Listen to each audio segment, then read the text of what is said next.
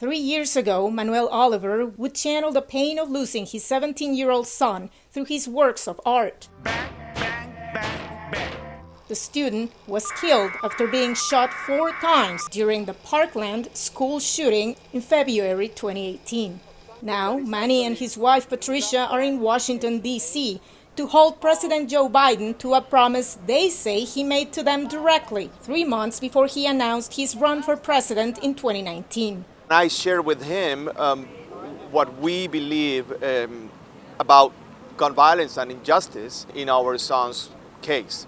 He gave me a reason to believe that a new administration will be able to take care of this issue and actually address it as it is, as a national emergency. With tragedy recently striking another school, this time in Michigan State, the Olivers are stepping up the pressure.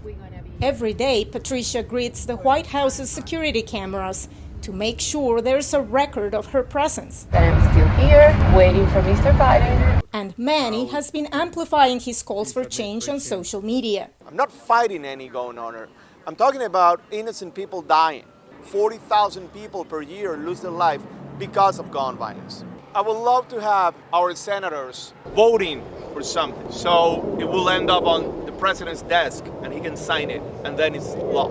While the White House hasn't provided any updates on the Olivers' meeting request, President Joe Biden did address gun violence on the anniversary of the Sandy Hook Elementary School shooting, which left 26 students and teachers dead in December 2012. In countless communities across the country, there's these horrific shootings that make national headlines and embarrass us as a nation.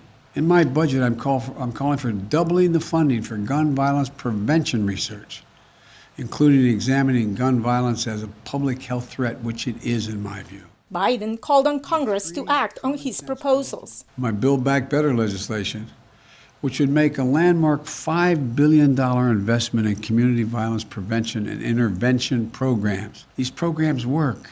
While publicly acknowledging the importance of the president's remarks, the Olivers are staying put in the nation's capital and increasingly garnering support for their cause. Especially now that everybody in some capacity is back in-person learning, I think the priorities are shifting once again to focus on keeping students safe. We have hope that change will happen. Meanwhile, the Olivers will be among thousands of parents around the country who must survive another holiday season without their loved ones. I have my bad days, I have my better days. Out of nowhere, I can be just crying. I can just read something and it makes me weak, but I allow myself to be weak because I'm a human being. I couldn't feel worse, but I'm Joaquin's dad, and I have to be strong enough to find a way to feel better and keep on doing what I'm doing for my son. And that could mean moving permanently to Washington, if that's what it takes to meet with President Biden. Veronica Valderas Iglesias for VOA News, Washington.